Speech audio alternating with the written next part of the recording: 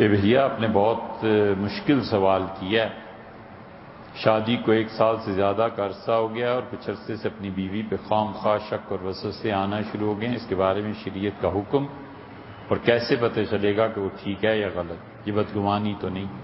نیک بیوی کی کیا خصوصیات ہونی چاہیے؟ میرے وسوسے ہیں تو ان کا تدارک کیسے ممکن ہے؟ اس نے کافی دفعہ قرآن پاک پر قسم اٹھائی ہے کہ میں ایسی نہیں.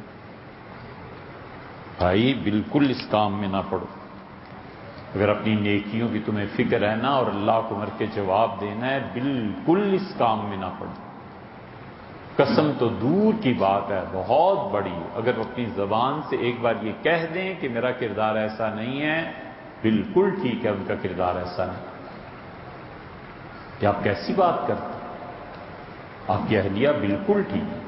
وہ جب کہتی ہیں میں ایسی نہیں ہوں تو یقیناً نہیں. اور قرآن پاک پہ قسم، یہ کسی مومن کا شیوہ ہے کہ قرآن پہ ہاتھ رکھوائے اس سے کہ تم پاک ہو کہ ناپاک؟ ولیعذ باللہ. اتنی بڑی تہمت ہے، اتنا بڑا گناہ ہے کہ حضور اقدس صلی اللہ علیہ وسلم کے دور میں اور خلفائے راشدین رضی اللہ عنہ کے دور میں لوگ کانپتے تھے اس بات کو کسی کے متعلق سوچتے ہوئے. اور محض بظاہر، جو اب محض لگتا ہے، صرف اتنی بات پہ کہ بچے بڑے لڑکے آپس میں کھیل رہے ہیں، اگر وہ بالغ ہیں اور اس نے کہہ دیا کہ بدکارہ کے بیٹے، تو اسے پکڑ کر 80 درے لگائے جاتے تھے. سیدنا عمر رضی اللہ عنہ کہتے تھے اگر کوئی کسی کو کہتا ہے کہ زانیہ کے بیٹے یا اس کی کسی بھی ایسی گالی جس سے اس بچے کا نسب ثابت نہ ہوتا ہو، خدا کی قسم میں اس پہ حد لگاؤں. حضور اقدس صلی اللہ علیہ وسلم نے فرمایا، حضرت معاویہ رضی اللہ عنہ نے کسی کو لکھا تھا اپنے گورنر کو، انہوں نے کہا تمہیں معلوم نہیں ہے عورتوں پہ تہمت لگانا؟ نبی کریم صلی اللہ علیہ وسلم نے فرمایا تھا کہ 80 سال کی نیکیوں کو آگ لگا دینے کے لیے بس یہ کافی ہے کہ تم کہو کہ یہ عورت ایسی، انگلی اٹھا دو. یہ تو بیوی مسلمان ہے آپ کی. یہودی اور عیسائی عورتوں پر تہمت لگانا کہ یہ یہودی اداکارہ ایسی ہے، عیسائی اداکارہ ایسی ہے، اور گواہی کوئی بھی نہیں، اس نے اپنی آنکھوں سے ایک چیز نہیں دیکھی، 4 آدمیوں نے نہیں دیکھی. سنن کبریٰ بہقی میں آتا ہے کہ اللہ تعالیٰ بلائیں گے اور کہیں گے کہ تم نے اس پہ تہمت لگائی تھی، اس کے گواہ پیش کرو. وہ کہے گا یار کوئی گواہ نہیں ہے. تو اللہ تعالیٰ فرمائیں گے کہ جہنم کی آگ سے ایک آگ کا درہ تیار کرو اور 80 درے آگ کے اس کی پیٹھ پہ لگاؤ، اس کی کمر.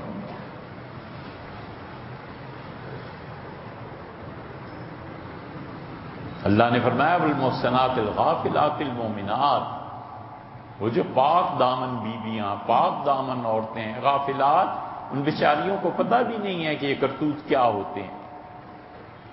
بھولی بھالی، اپنے گھر اور اولاد سے ہی فرصت نہیں ملتی، شوہر کی خدمت سے یا ساس سسر یا اپنی سہیلیاں، جو بھی معاشرے میں چیزیں رائج ہیں، وہ بس اس میں مگن رہتی. اور پاک دامن، اللہ نے کہا جو اس پہ تہمت لگاتا ہے نا، لعدوا فی الدنیا والآخرہ، میری لعنت پڑے، پھٹکار پڑے اس شخص پہ دنیا میں اور آخرت میں بھی خدا پر خدا کی پھٹکار اس پہ نازل ہو. اور مومنہ عورت سے قرآن پہ حلف لینا، اور کئی بار اپنے دماغ کو درست کرنا چاہیے. دنیا اور آخرت دونوں برباد کرنے کی بات ہے. حضور اقدس صلی اللہ علیہ وسلم نے اسی قضیے میں فرمایا تھا. کسی عورت پہ ایسی بات آ گئی تھی اور آپ نے بلا کر دونوں سے پوچھا اور آپ نے فرمایا اللہ کی قسم تم میں سے ایک جھوٹ بول رہا ہے. اور آپ نے فرمایا تھا خدا کے غضب سے ڈرو. اس شوہر کو کہا اللہ کا غضب تم پہ نازل ہوگا اگر تمہاری بیوی ایسی نہیں ہے. کیا شہادت ہے آپ کے پاس؟ کیا گواہی ہے؟ آپ کچھ بھی نہیں. ایسے ہی خام خواہ شک اور شبے میں مبتلا ہونا. اپنے پہ نظر کر لیجئے، آپ خود ایسے تو نہیں ہیں. اپنا کردار کہیں ایسا تو نہیں ہے، کہیں اس قسم کی چیزوں میں تو ملوث نہیں رہے. اللہ کو شکر ہے، خدا کا بہت بڑا احسان.